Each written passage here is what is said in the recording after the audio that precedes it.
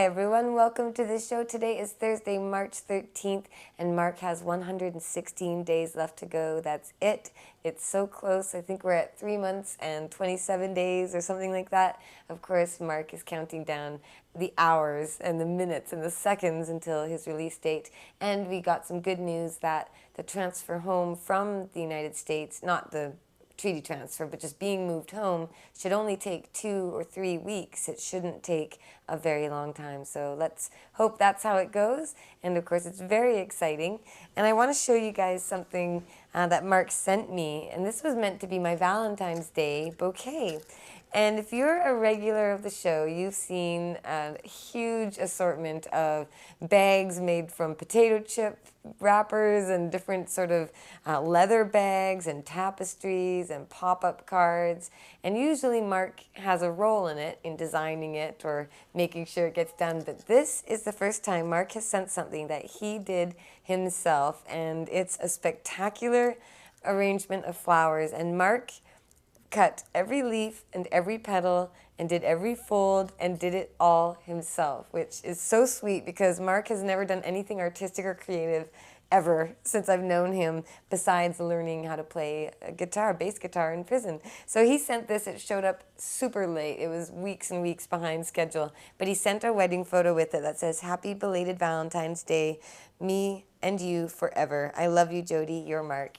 And again, this is a beautiful gift, and I think it means more to me than anything else I've ever received from him in prison, because I know his own hands did every little fold and every little cut, and that's just mind-blowing. So a beautiful thing I wanted to share with you guys that Marc sent up from Yazoo City, Mississippi, where he's finishing up his sentence, and how fascinating that he's finishing his time when the Obama administration is making quite large declarations in how they want to reform the laws, or at least reform prison sentencing. And today in the New York Times, there was a news story about Attorney General Eric Holder saying that they're supporting the elimination of mandatory minimum sentences for nonviolent drug crimes. That is significant. It's really huge because so many people go to prison under mandatory minimums and so many lives are ruined.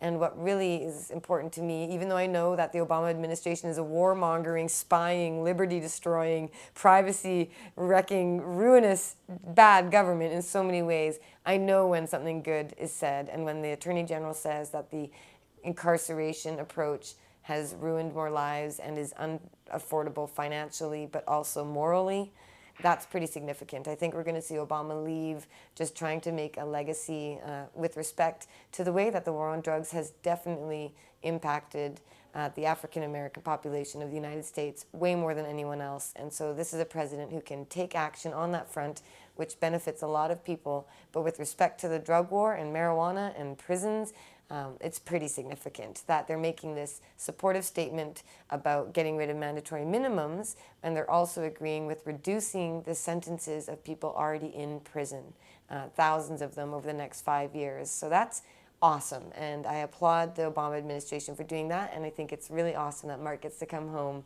when a lot of other prisoners will begin their journeys home, and when a lot of people will be free from the risk of being prisoners themselves in the future. Spectacular. So that comes hot on the heels of Dr. Sanjay Gupta's part 2 of the medical marijuana series that he's doing, looking into medical marijuana. And I'll admit I didn't bother watching it because, sometimes I just feel like I know too much pot news, but I will take a look because I know that the nitty-gritty details are really important. But really, for me, it's the messaging as a whole. It doesn't even matter what was in the segment. It's the fact that you have him saying that marijuana prohibition is a politically based campaign, not medically or scientifically based. And again, big sweeping statements. So I'm predicting that when Obama leaves, we're going to see marijuana rescheduled, probably to Schedule 2, so it can be medically useful, or maybe Schedule 3, I don't know.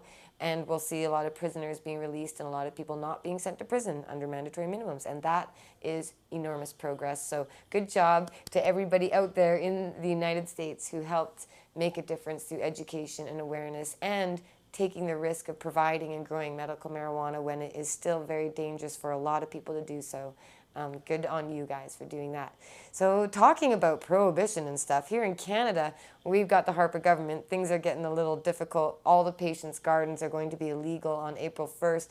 A number of campaigns are being organized to work against that. April 1st, there's a big rally in Ottawa with Ted Smith, a dear friend. So you can find info on cannabisculture.com about that. And there's class action lawsuits and different campaigns, again, about this medical marijuana program, the MMPR being introduced, which will eliminate personal gardens. It'll make every plant in Canada illegal unless it's grown by one of the companies Health Canada authorizes. And again, I'm all for letting companies grow pot and provide it, as long as you allow people to grow their own too. So when Marc comes home, we'll keep fighting on that front.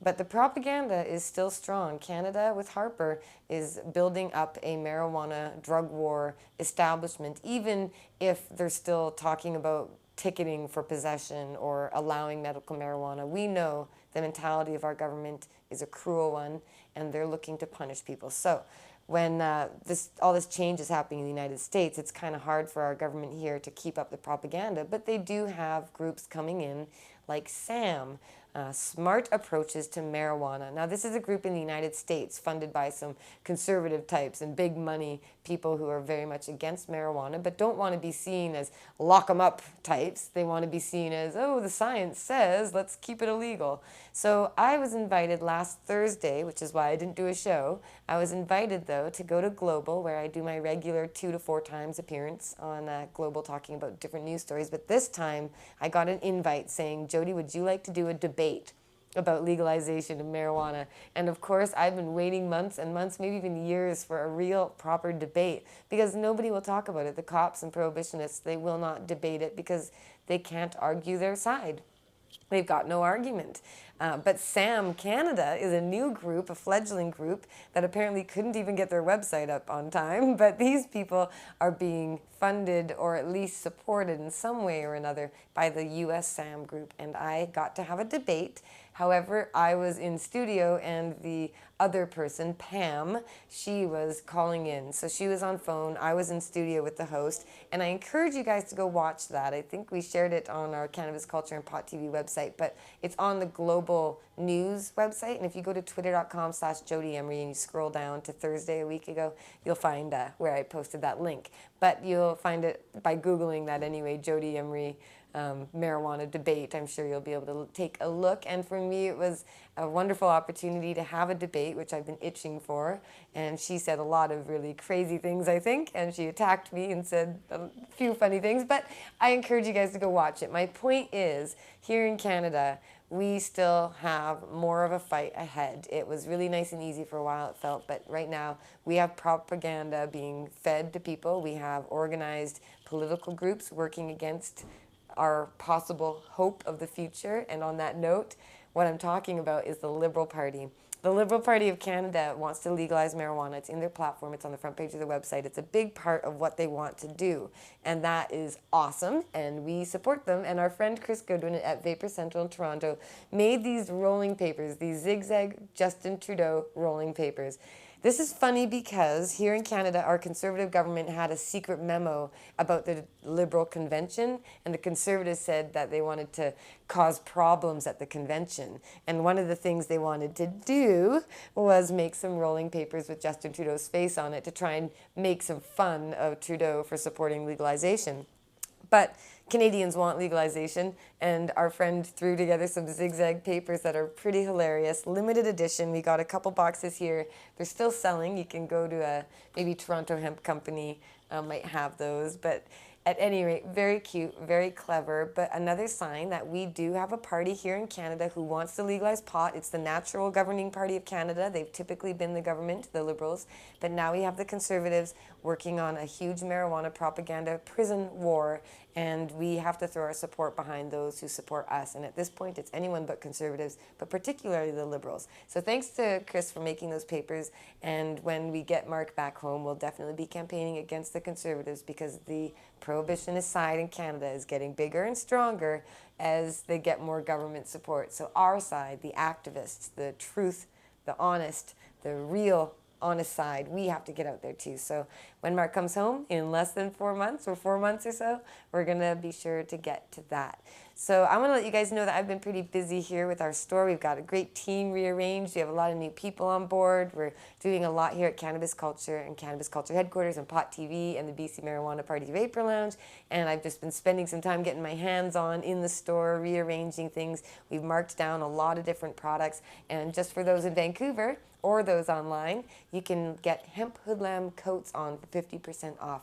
50% off, half price. Pretty great for these hemp made jackets, and most of them come with a rolling paper packet inside and stash pockets. If you haven't seen the hemp hoodlums, you should take a look and see what they're like. They're really great, and they represent one of the most wonderful plants on this earth, the cannabis hemp plant, and it can feed us, clothe us, heal us, and open our minds, and there's nothing better than that on this planet, I think. So I'm proud to be fighting that good fight with everyone else out there, and I'm going to wrap this up. Thanks for listening to my promo for the store, but come on down, and hopefully we'll see you guys in a few months when Marc is home. Start planning your trips to visit Vancouver this summer and shake the hand of the Prince of Pot himself, because he will be coming home, and coming home a hero too, but with more work to do. So thanks for tuning in, you guys. I appreciate it, and I'll see you next week. Free Marc Emery, and free all the drug war prisoners, Obama.